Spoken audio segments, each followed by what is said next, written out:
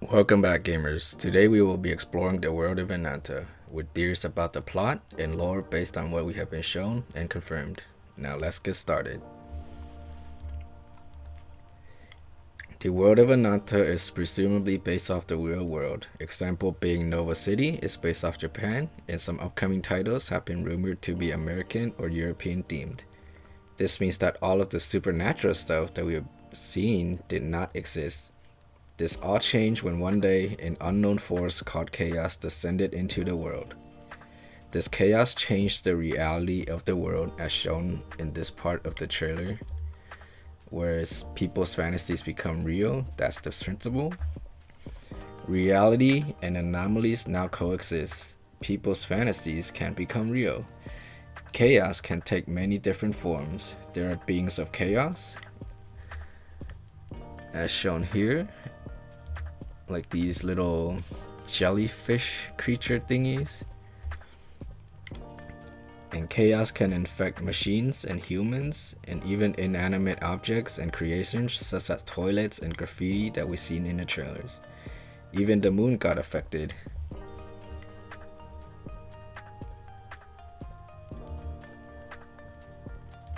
You can't really see it that well behind this mysterious chaos being, but you can see a big moon right there, and like there's like a little eye right here.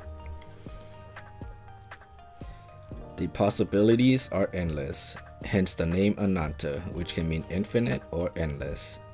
However, chaos isn't inherently evil. Fast forward to the present day in the game, and humans and chaos live side by side. You can check out the scopes from the Ananta website for some examples. If you click on any of these comments, they give you a lot of good insight of what the world is like. And if you want to see the older ones, just click on it and scroll up. And you'll see all of the previous posts that they have released.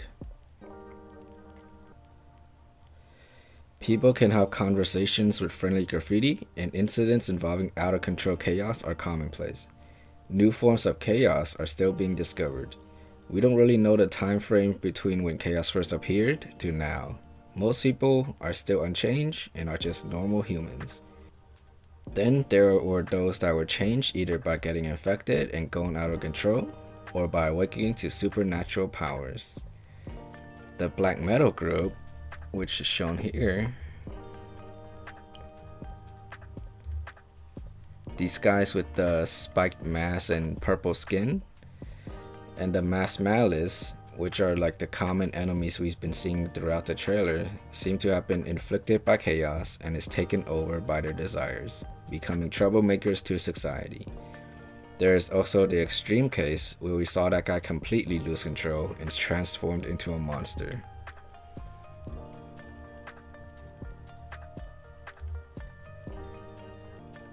This negative effect from the chaos really gives me that Persona 5. Those that have awakened to supernatural powers and control it are called channelers. They have gained psionic powers. Some even have physical changes to their body, like with Lakaya and Taffy. All of the main cast along with some NPCs are supposed to be channelers. That brings us to the beginning of the story and the end for the lore theories. The player takes on the role of an elite agent within the ACD, the Anti-Chaos Directorate. You are an investigator searching for and researching chaos. You must discern between chaos and order to help the neutral and capture the evil. I would like to finish this video off by going over some of the characters we have profiles for. First off, we have the MC. From what we saw in the trailer, they have a chainsaw weapon, as well as gun usage during the car scene, as well as this grappling hand thing that they have from their psychic powers. And then let's move on to Lakaya.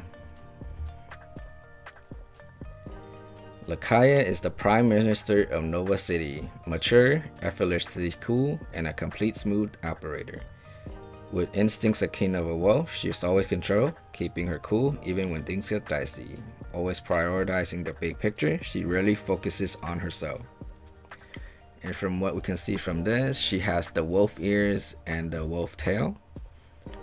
And her weapon of choice seems to be a spear of some sort. Next we have Eileen. She is the manager of Dream Garden, the ultimate maid with an eye for detail. With her gentle touch and impeccable service, customers see her as an angel. But cross her and she'll unleash her martial prowess to take down any foe. She also has a nickname of Valkyrie, and she's also the workout character from the trailer. Alright, next we have Ringo.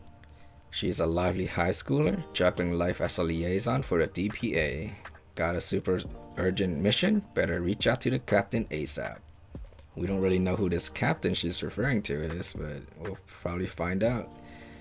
And her name means apple in Japanese. Maybe that is why she has this little spirit thing. And from the looks of it, she also has a gun weapon right here. Okay, next we will be skipping Taffy and Dila for now, but we'll come back to them at the end. Next we have Banzi. Banzi is a street artist with a knack for destruction and creativity. A free soul whose passion for new things burns red hot for a minute, give or take. Just like most artists in the Delirium block. From what we saw in the trailer, she uses a paintball gun and spray can weapons. And she could possibly have something to do with all the graffiti in town coming to life. Alright. Next we have Mechanica. She is a ghost worker at Shorewater Industries who can make machines come alive. But cooler yet is having a concert with a bunch of machines. A guardian angel who loves nothing more than to help humans and indulge in a plate or three of french fries. Ooh, that description right there. She loves to help humans. So maybe she is not a human herself. She also has a nickname of Meg and seems to talk in third person. To fight, she uses her machine pet right here. This little sheep right here. Alright, next we have Alan, the only male character we have right now. Alan is a social butterfly trading in information who roams the shopping street, mingling with almost anyone. Alan lends a helping hand whenever possible. All you got to do is ask. Making the most of his time, he's all smiles and considers his part-time modeling gig equally important as his studies. You can often find him on the streets in passionate conversation. While born into a family of great influence, Alan grew up a free spirit, indulging in his freedom with each breath. While he seemingly wanders into the dark parts of town every once in a while, he's always just strolls out unscathed sometime later. Oh, so he's a strong character. And from this picture, we see that he uses yo-yos as his primary weapon. So he's like the rich kid, but likes the freedom, but is also strong enough to support what he believes in. Before we go to Taffy and Dila, let's go over some characters that we don't really have a profile for. We have Rin right here. We know that she uses the katana as her main weapon, and she has like an energy arrow sort of ultimate. And then we have Jiam right here. We saw her use a bat weapon and looks to be using fire elemental in her attacks. And there are also some other characters that we don't really have a name for or any info right now. We have this live streamer called Mimiko, but that's about all we know about her. And then we have this character right here that was in several promotional arts. From what I can see, she's just a very gluttonous character. Everything she's in, she's always thinking about food or just eating food in general. And then we got this darts player too. She was in one other promotional art, but that's all we know about her.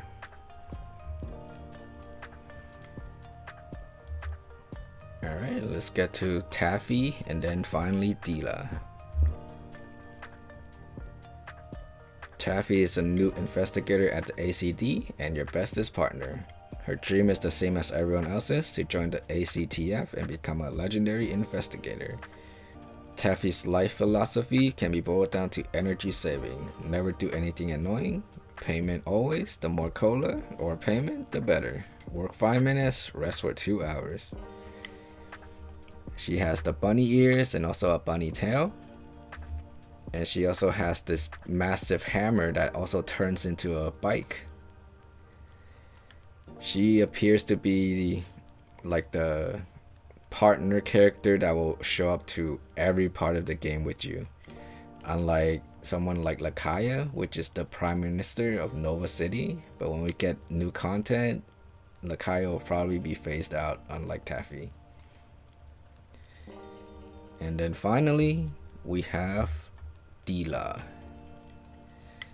Dila is a girl shrouded in mystery who investigates the meteor disaster in the Nova Inception herbs.